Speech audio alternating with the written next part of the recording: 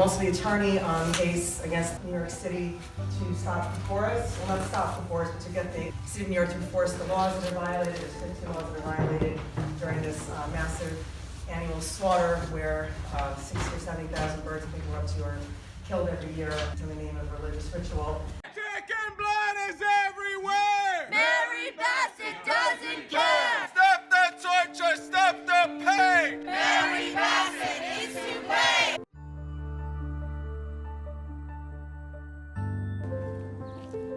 Are you the part of the protest? We are, yeah. What are you doing? 60,000 chickens are illegally massacred under her watch every year.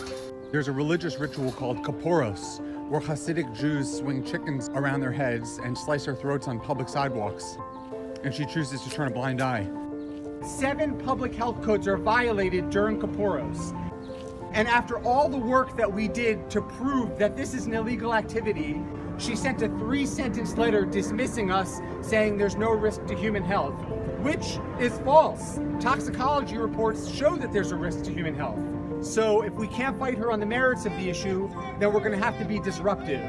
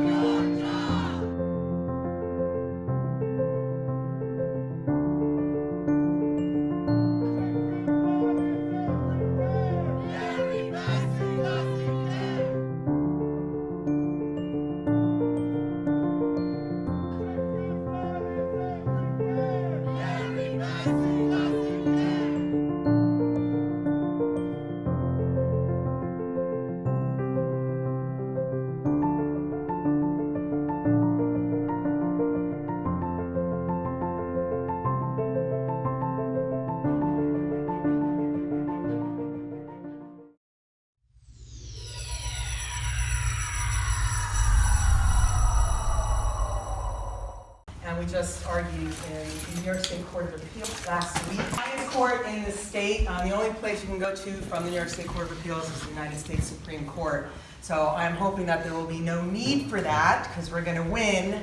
But a lot of people who are in this room also came in support of my argument, and it really meant the world to me. It was probably one of the scariest moments of my legal career to go in this very intimidating situation and argue in front of these justices that are like, like gods, like looking down on you. But we did it, and I think it went well. It's online if anyone wants to watch it. If you go to just Google New York State Court of Appeals, you'll get their main page, and it'll say like webcast. You can click on it. It's misrepresented. It says October 16th. The argument was really the 17th, so there's a typo in their system, but you'll find it. It has the caption, "Why Stanchion was a 30 seconds. That's it. I'm not going to even take up my whole 3 minutes. Since I came late.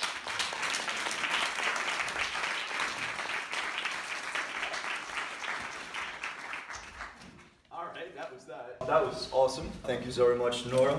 And for everybody else, including myself, for which I know is very, very difficult to not be running my mouth a lot of times. I know myself. What everybody just gave her right now is with the respect I would hope you're giving everybody else who's going to speak. That was so beautiful.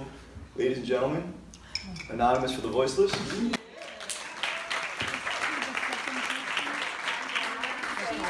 Really quickly, has anybody not heard of Anonymous for the Voiceless or ever attended a Cube of Truth just by a quick show of hands? Who's not heard of it? Who's not heard of Anonymous for the Voiceless, doesn't know what it is, has never attended a Cube of Truth? 1, 2, 3, anybody else? So really quickly, we started about 2 years ago in Australia with 1 chapter. We're now in over 800 cities worldwide. We specialize in street activism and show local standard practice footage of factory farming and slaughterhouses and bring that to the public and basically show what's going on and what's be happening behind closed doors.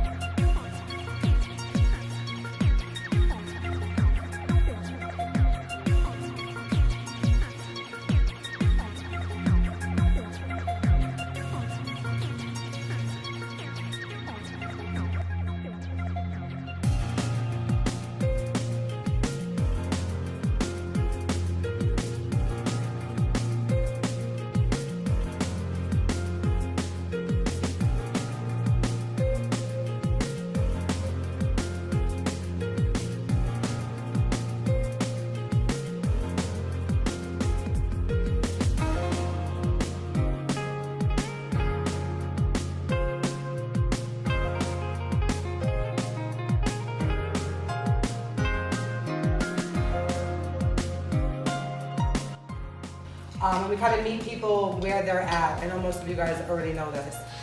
It's a really great way to get involved. I don't know how far you guys are in your activism journeys, but it's a good way to get involved, and it's a good way to come into the community and meet everybody inside the community. With that being said, for those of you who have come, not calling anybody out, but two of the things that we have noticed at the demonstrations are a lack of teamwork, in the sense where some people don't want to go in the cube, they want to just do outreach. It is a teamwork effort, and the cube and the outreach go hand in hand, and they rely on each other. So without people going inside the cube, we don't have outreach. And the other thing that we have struggled with is people who are on outreach sometimes tend to use the outreach as a social event and just kind of talk and not really pay attention to what we have going on. And so every time somebody walks by a cube, if an outreacher is not paying attention and somebody is having a reaction to the footage, that person is a desirable person to have a conversation with, and we want to make sure that we see these people and we see the reactions that they're having, and so that we can go over and have that conversation with them, because every person that walks by is a lost opportunity and a missed chance to convert somebody to veganism. And I don't really care who you look up to, but just take that highest person that you look up to and know that that person that just went by could be that next person. 1 minute. Yeah. Do you want to add anything in, Vicky?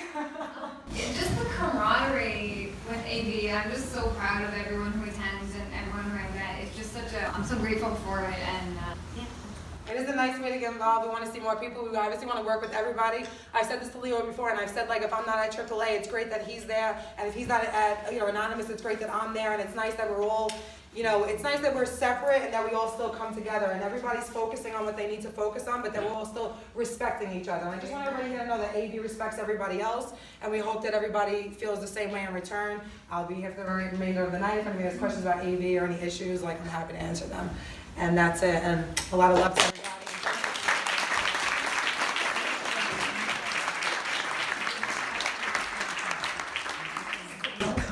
All right, so awesome. Just keeping in mind, for the sake of the unfortunate reality that we won't be able to spend the rest of the night together, but only a mere 2 hours, just gonna highlight what I've heard so far from everyone. So what was introduced as some major points to start thinking about towards generating conversation beyond what's introduced here are notions of guilt, either being forced upon oneself or from other people within the community, and how to potentially work around that. Assistance with fundraising towards events that are going to unfortunately require the almighty dollar. And just right now, the importance of keeping focused on the specific goals at hand in a very time-sensitive manner, respecting everybody's time and the format and what's been set up for us.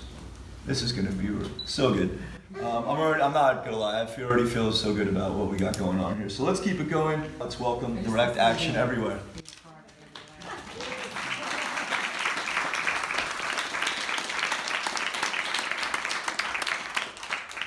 Hi everyone, I'm Danielle Powers, if you don't know me, and I'm a local organizer with Direct Action Everywhere in New York City. So Direct Action Everywhere is a grassroots network.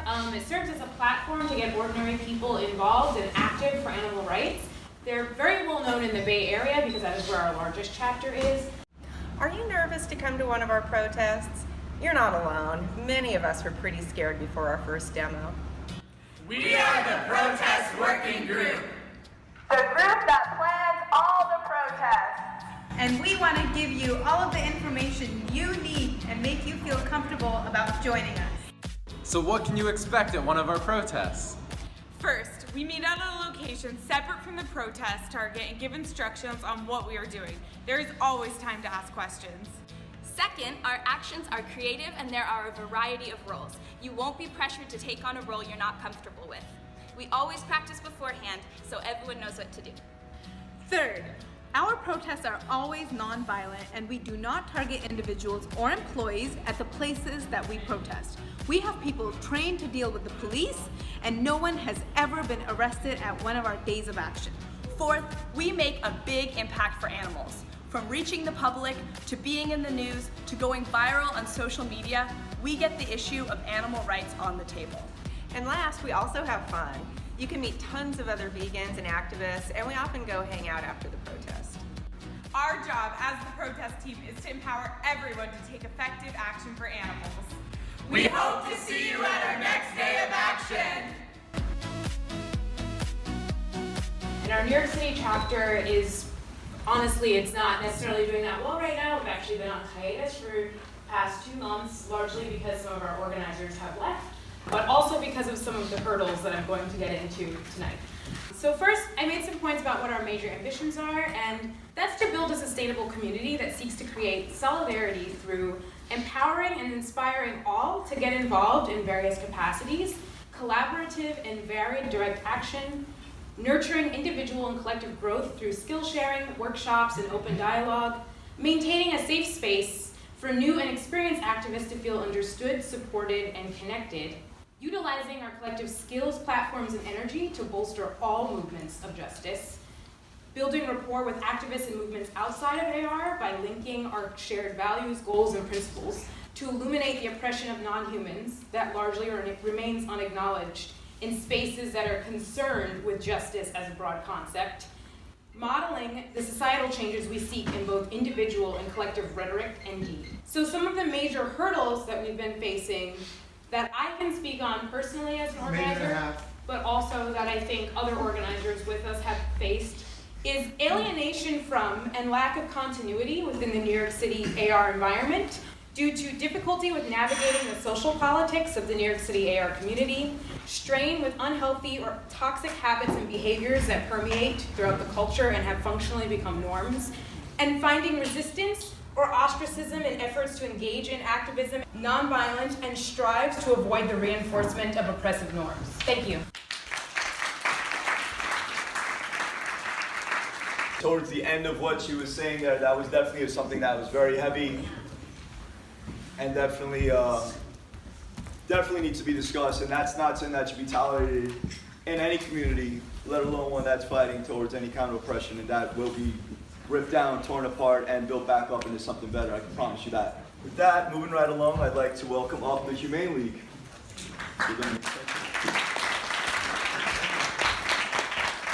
Hi everyone, my name is Sophia Deleuze, and I'm the New York City Grassroots Director for the Humane League. I'm definitely not taking up 30 minutes. I'm mostly here to observe and meet people that I haven't met. I haven't been in New York very long, but I found it to be like the most incredible community of activists who are so completely committed to the cause, so I feel really lucky to be a part of it. And I also just wanted to do like an open invitation if you have some questions about our tactics at the Humane League. Just so you know, we're all abolitionists. We believe there's absolutely no right way to use an animal or to kill someone who doesn't want to die. And we've also decided to use our resources to not only do vegan education and outreach with the following that we have, but to also do some corporate campaigns. So if you have any specific questions about why we do corporate campaigns or like want to discuss it, it's just an open invitation to come speak with us.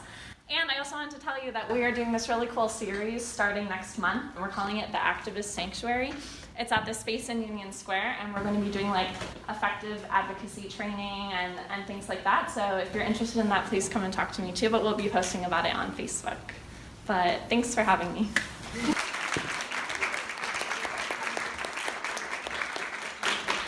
Up next, we have PETA. I'm an associate director with PETA. I've been in New York City for about 9 years now.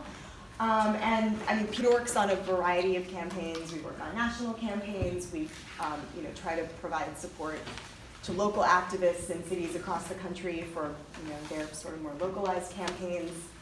And obviously, New York City is incredible, and so many big key issues that we work on are major local campaigns here. Whether you're talking about fur, Canada goose, horse carriages, just everything. So this is, I think for us, in a lot of ways, this is a model of what, we wish a lot of cities looked like in terms of people being active. I think that what I would identify as one of the biggest problems, not just specifically in New York City, but in the animal rights movement in general, in terms of ways that we kind of hurt ourselves, is I think sometimes we have a tendency to forget that we are all on the same side. So if we disagree about tactics, if we disagree about, things that are big deals to us, but really might be more just nuance or, just completely, things that your average person wouldn't think of at all. We can tend to get very divided over these things, and we kind of come at each other publicly, and we're only doing the work. We're only doing the work of, of our adversaries when we do that.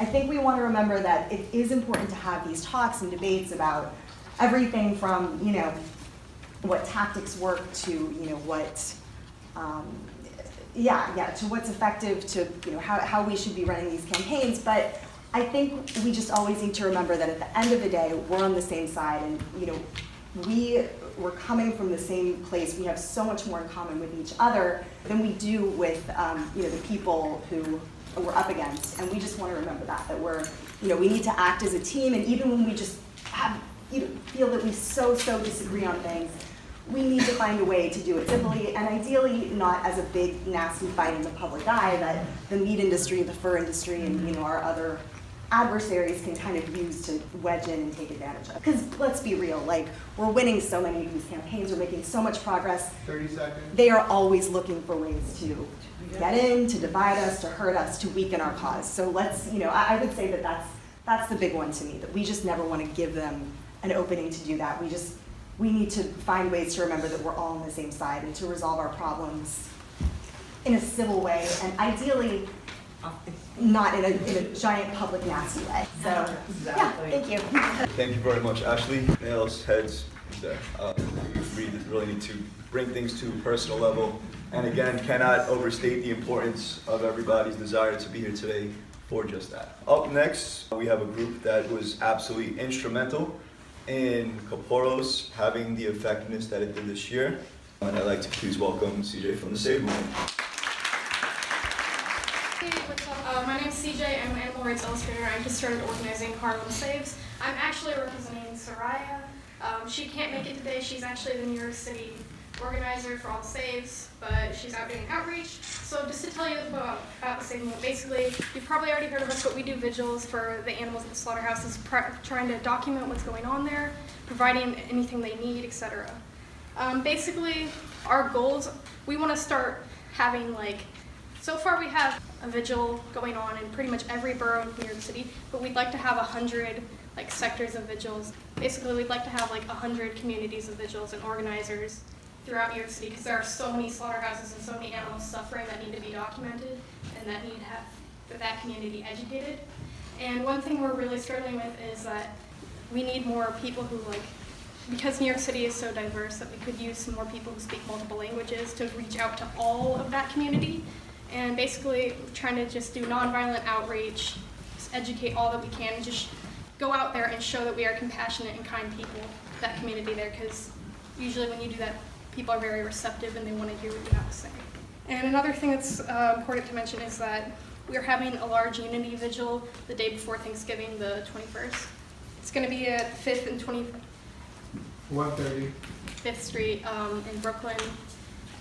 Basically, we're going to go to multiple slaughterhouses that day with candles, pictures, signs. It's basically going to be like a funeral procession for all those animals suffering in these slaughterhouses.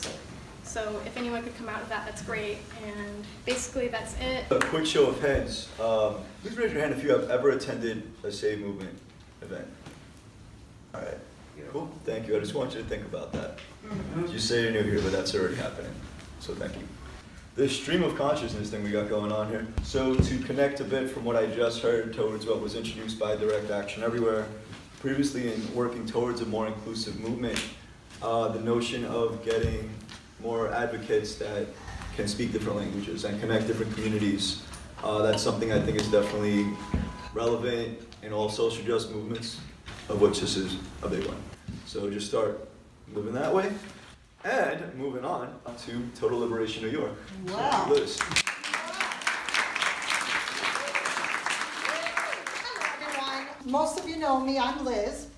And I manage the Total Liberation New York page and the group. Total Liberation Israel supports the idea of animal liberation in its totality. And they were excited by what they saw the New York City activist community doing, and they wanted to branch out and have a chapter here as well. So in that effort, we're doing outreach and different demos and protests, but I'm personally here to express that I don't just feel that it should be under one umbrella, and I want to be very clear that every single person in here should reach out to me directly with whatever they need shared, whatever they need help with, if they need any information, if there's anything that I can do. I know that many of you in the past have already done that, and I'm more than happy to be of any assistance that I can, because I would like to see our community grow and come together more often, because I just want a positive outcome for all of us. I think that everyone is trying to do something, and I think it's wonderful that we're all trying to do that. We can't all be in the same place. And it's important for someone else to be taking care of business wherever they can. And if we can't be there, I'm overjoyed that someone is taking care of it. But nothing brings me greater joy than to see all of us coming together. Kaporos was the best example because it was most recent. And I just saw compassion and community and everything that we're capable of being. So again, I do share things. I also will be putting some things together in conjunction with other people, and I welcome other people to just talk to me, reach out to me, and send your ideas. And again, if you need my help with anything, I'm always happy to help everyone, and everyone should know that by now. And if I haven't helped you personally yet, you're going to see what's going to happen when you ask me for help. So that's it, really. I just wanted to express the need to come together, and I really want to see that happen, and I'm here to make that happen in any way that I can. So thank you. Sorry, I know you come. It'll be quick. Just a lack of communication, that would be it. I think that if there's anything that needs to be expressed, I have an email address, I have a Facebook account, I'm on Instagram, you see me in person, and if you need my phone number, I'll give it to you. So talk to me. That would be it. It's something we will be discussing a little bit more as well, is the need, and more than that, I'm going to say the responsibility that every single one of us carries in this movement that is about, again, so much more so than ourselves, to give as many individuals as come across our paths, whether in reality or social media or whatever, to know what's going on in New York. So there are so many people here who have never met a person on the opposite side of the room, may not know about the other events going on. And I'm just going to quickly piggyback on what Liz had said, and I'm going to come up with a less animal restrictive name for that soon. I do apologize. Something I'm working on. We all have to admit our faults and be willing to work on them. It's the only way it's going to happen. That if I'm ever organizing any event, without, you don't need to ask me. If I organize something and there's an event page up, share anything that you have going on. You have something going on next week, next month, throw it on there. Everybody who went to that event, at the end of anything that I'm affiliated with organizing, we talk about at the end what's coming up. Doesn't matter what banner you fly under, doesn't matter. Everybody should have an opportunity to grow beyond their comfort zone, beyond who they know, beyond who they are familiar with. It's the only way it's going to happen. So thank you very much, Liz, and please, please, please share. Up next, we have Voters for Animal Rights. Hi everyone, I'm Heather. I'm on the board of Voters for Animal Rights. Some of you know me as Brezzo, and probably maybe only Brezzo, but my name is Heather. We are a political nonprofit. We help to elect animal-friendly people into office. We lobby to pass animal rights laws, and we hold elected officials accountable to the promises that they make. I think it's awesome that we do so much different kinds of activism. We're out on the street, we do protests, we do disruptions, we do tons of outreach like Anonymous. But it's so, so important that we also get involved politically. A really great example of this is last year when we passed the circus animal ban in New York City.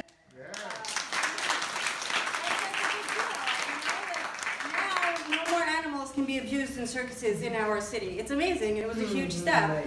And we need to continue doing things like that politically, but it takes political action, and one of the obstacles that we have found at VFAR is that it's hard to get people involved in politics. It's just, maybe it doesn't seem as exciting to people. I don't know what it is, but it is exciting. It's fucking awesome, actually, when a law like that passes, or even something like phone banking, you get someone on the phone and you connect them, with their council member. It's exciting. It's amazing,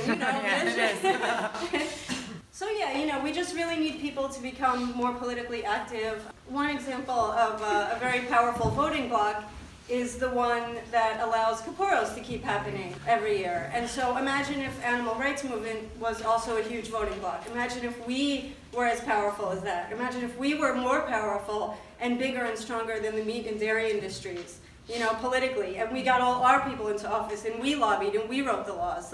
We can do that. if we all work together. So we like desperately at V4 need all of you guys to help us, to volunteer, to write emails, to make phone calls, like literally everything, every day, all the time.